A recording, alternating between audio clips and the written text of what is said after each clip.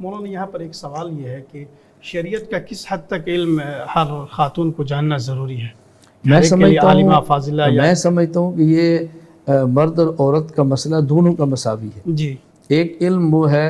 کہ جو فرائض اور واجبات کا ہے، جی جی وہ جس طرح مرد کے لیے ضروری ہے اسی طرح خاتون کے لیے ضروری ہے۔ جی جی خاتون کے لیے فرائض اور واجبات کا تو خود پڑھنا ضروری ہے، جی اور جو فرائض اور واجبات کے علاوہ باقی چیزیں ہیں جی وہ مسائل کسی سے پوچھ لے، جی عمل کر لے، جی لیکن فرائض اور واجبات کی حد تک خود اس کو مسائل کا سیکھنا ضروری ہے۔ جی اس کے لیے کسی عورت سے پڑھ لے، جی پردے میں رہتے ہوئے کسی مرد استاد سے پڑھ لے، جی اور آج کے دور میں تو بہت آسان ہے، سوشل میڈیا کا دور ہے، دور رہ کر دوسرے ممالک سے بھی ٹیچرہ کے سبق پڑھا جا سکتا ہے۔ آج تو بہت زیادہ آسانیاں پیدا ہو گئی ہیں۔ جی جی تو کیا آپ یہ سمجھتے کہ جیسے آج کے زمانے میں عورتوں کے لیے ڈاکٹر بن یا انجینئر بننا کیا ضروری ہے،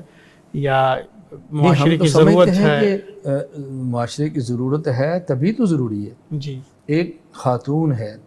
وہ اپنا وہ چیک اپ کرانا چاہتی ہے، جی خاتون ڈاکٹر نہیں ہوگی تو مرد ڈاکٹر سے کرائے گی، جی تو بہت بڑا مسئلہ ہے۔ جی اس لیے بہتر ہے کہ خواتین ڈاکٹر بنیں، جی خواتین یہ طب سیکھیں، جی تاکہ خواتین کا علاج کرے۔ جی اور جہاں بھی اسلامی ممالک ہیں جی وہاں کافی حد تک اس کی رعایت کی جاتی ہے کہ خاتون ڈاکٹر خاتون کا چیک اپ کرے، جی تو ہم تو سمجھتے ہیں خواتین کو ڈاکٹر ہونا چاہیے۔ جی جی مگر اس میں ایک چیز یہ ہے کہ بعض جگہوں پر اختلاط کا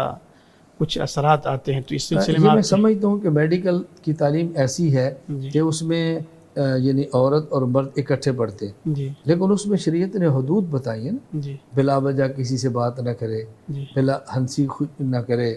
بے تکلفی پیدا نہ کرے، جی پردے کے اندر رہ کے علم حاصل کرے۔ جی تو جس حد تک مجبوری شریعت تسلیم کرتی ہے اتنی مجبوری تو ہم بھی مانتے ہیں۔ جی جی اب اس کے علاوہ الگ کلاس کا نظم ہو سکتا ہے تو بہت اچھی بات، جی اور اگر الگ کلاس خواتین کی ممکن ہی نہیں ہے، جی کوئی اس کی صورت بنتی ہی نہیں ہے، تو پھر پردے کا خیال کرے، جی بے تکلفی پیدا نہ کرے، ہنسی مذاق نہ کرے، جی اپنے کام سے کام رکھے، اللہ سے ڈرتی رہے، نگاہوں کی حفاظت کرے، جی اپنے چہرے کو بچاتی رہے، علم حاصل کرے۔ جی